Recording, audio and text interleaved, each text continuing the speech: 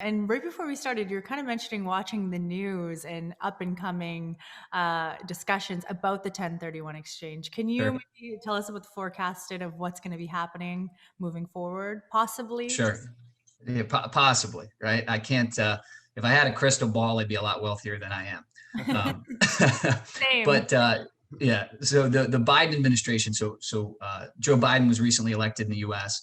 Um, one of Joe Biden's sort of campaign topics was implementing some new tax law, some new tax legislation. One of the things that he took aim at in his campaign proposals and his speeches was the 1031 exchange.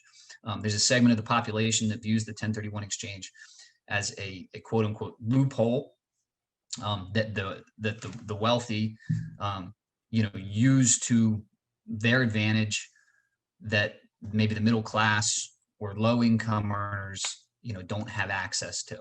And so there's talk in the media recently about Biden attempting to eliminate the exchange or impact it in some way to generate additional tax revenue. Now he has some programs that he wants to offer free childcare and forgive student debt and some of these other things, infrastructure, et cetera. Some of these things are expensive, and his way to capture additional tax dollars is to come at some of these tax advantages that real estate has enjoyed for a long time, be it the 1031 exchange or a stepped up basis at death.